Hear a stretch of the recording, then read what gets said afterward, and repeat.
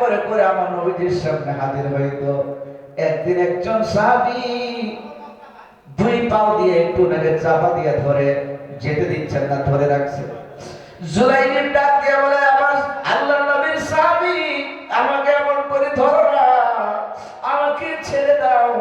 আমি আমার বন্ধুর, আমার নবীজির এস চেহারাটা যদি এক নজর দেখতে না পারি, আবার এখনই মনে হয় কলিজা ফেটে আমি মারা যাবো। দেরি করো না, আমাকে ছেড়ে দাও, আমি এক্ষুনি বিশ্ব নবীর চেহারাটা একটু দেখে শান্তি করি, ছেড়ে দাও। এবার এই জুলাইবিব এক কদম দুই কদম করে করে করে করে নবীজির কাছে যান। আমার নবীজি জুলাইবিবের দিকে তাকায়, জুলাইবিব নবীজির চোখের দিকে তাকায়, একে অপরের দিকে তাকায় খালি কান্দে আর কান্দে, কখনো আবার আনন্দের আলাপ করে। একদিন আমার নবী বলে, জুলাইবিব, ও জুলাইবিব, তুমি কি বিয়ে করবা না? এই ভাষাটাই নবীজি বলছে, তুমি কি বিয়ে করবা না? এবার এইরকম একজন মানুষ, আমার বিশ্বনবী মানুষের অন্তরের অনেক ভাব দেখলে বুঝতে পারতেন। আমার নবী বলেন, জুলাইবিব, তুমি কি বিয়ে করবা না? জুলাইবিব ডাকতে বলেন, নবী গো, আমার মন চায়, কিন্তু গো নবী, আমি দেখতেও সুন্দর না, আমার মালও নাই, দৌলত নাই, আমার বাবার পরিচয় নাই, মায়ের পরিচয় নাই, আমার কোনো পরিচয় নাই, আমি দেখতেও সুন্দর নয় গো নবীজি। বলেন, আমার কাছে কে বিবাহ দিবে? আমাকে কে বিবাহ করবে গো নবীজি? কে আমাকে বিয়ে করবে নবী? আমার নবী এই কথা যখন শুনলেন, 3 দিন পরে নবী বলেন, জুলাইবিব কোথায়? সাথে সাথে সাহাবায়ে কেরাম জুলাইবিবকে ডাক দিলেন। জুলাইবিব আমার নবীর সামনে হাজির হইলেন। আমার নবী আবারও একই কথা বলেন, জুলাইবিব রে, তুমি কি বিয়ে করবা না? জুলাইবিব আবার এই কথা বলে আর খালি কান্দে। এবার বলেন তো দেখি, ওইরকম একটা মানুষ পাথরের মতো গোট গোট গোট করে রাস্তা দিয়ে যায়, মানে এত ছোট মানুষ, ওইরকম ব্যক্তির কাছে কি আমরা কোনোদিন মেয়ে বিয়ে দেব? কেউ তো দিতে চাইবে না। তো নবীজি বলছেন, জুলাইবিব, তুমি কি বিয়ে করবা? জুলাইবিব আবার একই উত্তর দিচ্ছেন, ইয়া রাসূলুল্লাহ, আমার কাছে কে বিয়ে দিবে? আমার মা নাই, বাবা নাই, বাবা মার বংশের পরিচয় নাই, আমার মাংস আমার নাই, আমি দেখতে সুন্দর নয়। এবার আরো 3 দিন চলে গেল। আরো 3 দিন পরে আমার নবী বলেন, জুলাইবিব কোথায় তুমি আসো? বলার সাথে সাথে জুলাইবিব আমার নবীজির সামনে হাজির হয়ে গেলেন। এবার আমার নবী বলেন, জুলাইবিব, তুমি কি বিবাহ করবা? জুলাইবিব ডাক দিয়ে বলি, ইয়া রাসূলুল্লাহ, যদি আমাকে কেউ বিয়ে করে অবশ্যই আমি করব, কিন্তু আমার তো এই অবস্থা, আমাকে কে বিয়ে করবে?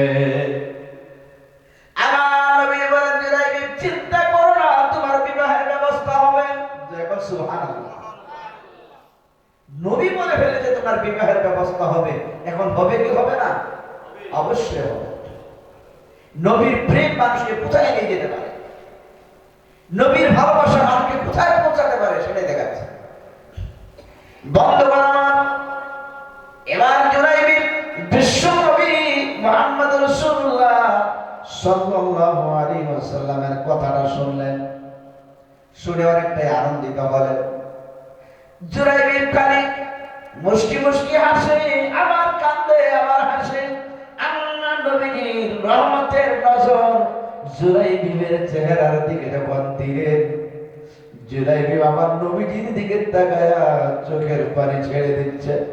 আমার নবী বলেন, জুলাইবিব, চিন্তা করিও না, তোমার বিবাহের ব্যবস্থা হবে,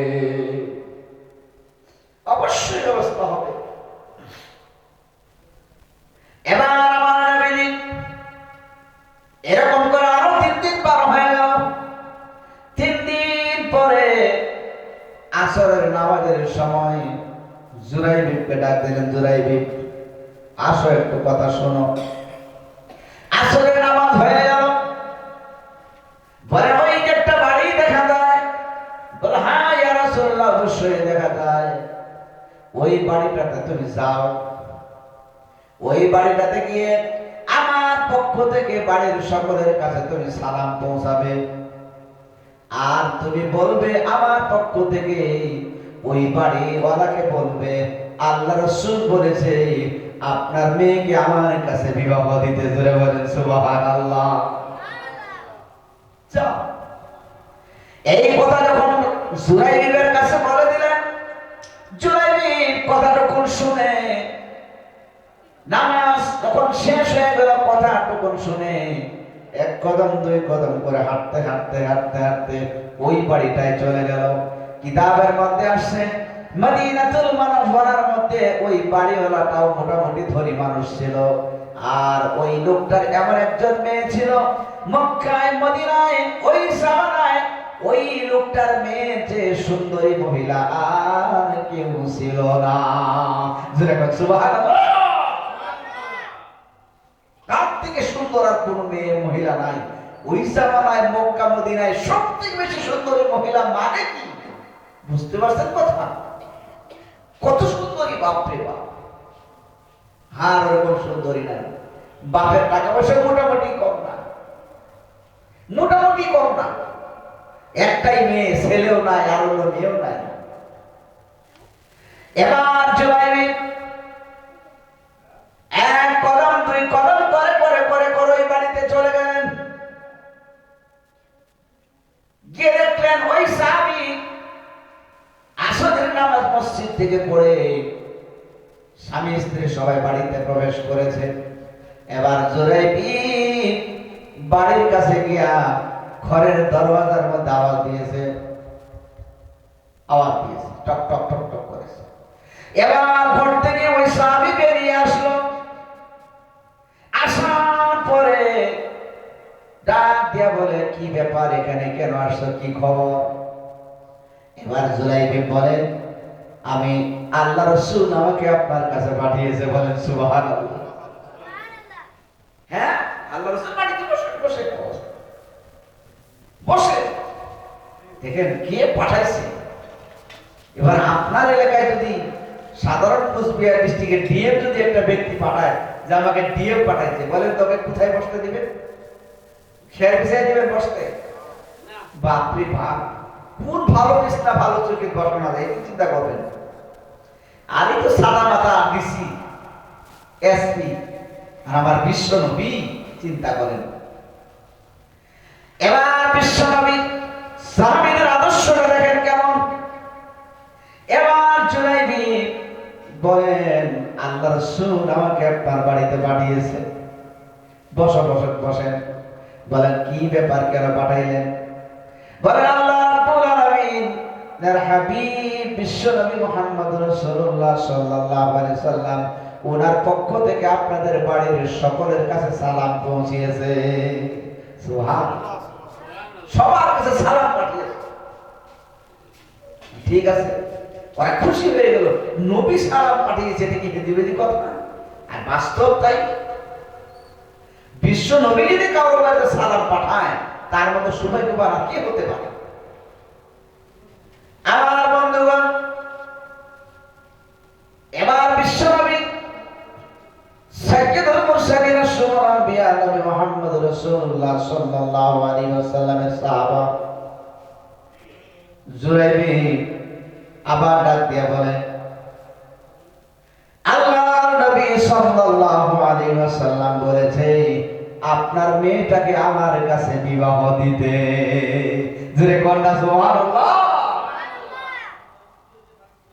এই কথা বলার সাথে সাথে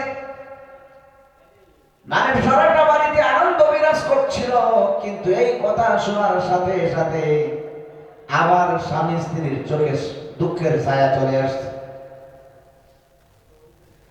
এবার ওই স্বামী তার স্ত্রীর সঙ্গে বুদ্ধি করছেন, পরামর্শ করছেন, এই কেমন কি করে আমরা আমাদের সুন্দরী মেয়েটা জুলাইবের কাছে আমরা দেব। তার বাড়িও নাই, ঘরও নাই, বংশ পরিচয় নাই।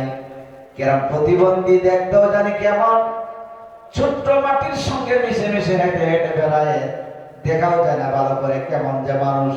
এর কাছে আমার মেয়েকে বিয়ে দিতে বলছেন, কি করা যায়? স্বামী স্ত্রী কান্না করছেন। এবার স্ত্রী আর স্বামী বুদ্ধি করলেন। স্বামী স্ত্রীকে বললেন, ও প্রাণের স্ত্রী, চলো আমরা দুইজন একটা কাজ করি। বলে কি? আমার নবী যখন বলেছে তাইলে তো উপায় নাই, তবে একটা কাজ করি, চলো আমরা দুইজনে গিয়া বিশ্ব নবীর হাতে পায়ে ধরে কান্না করব আর বলবো, নবী গো, আপনার সব কথা মানি, কিন্তু এই কথাটা আপনি দয়া করে উড্র করেন। কথা বুঝাবেন? দয়া করে এই কথাটা করে আপনি উড্র করেন, আমরা হাতে পায়ে ধরে কান্না করব। এই দুইজনে বুদ্ধি করে ঘর থেকে মানে বেরোবে। তো জুরাইবিন যখন ওরা যখন ঘর থেকে বেরোবে বুদ্ধি করার জন্য, তখন জুরাইবিন তো বসে আছে। ওনারা দুইজন বলেন, চলো। জুরাইবিন রওনা দিলেন সাথে। এবার ওই যে দুইজন, ওই যে সাহাবী, অর্থাৎ জুরাইবিন যাদের কাছে গিয়ে বিবাহের পয়গাম পৌঁছালেন, ওই বাড়ির স্বামী স্ত্রী ওরা যখন রওনা দিচ্ছেন নবীর দরবারের দিকে, অনেক সুন্দরী মেয়ে ঘরের ভিতর থেকে সমস্ত কথাগুলি কিন্তু শুনতেছিল।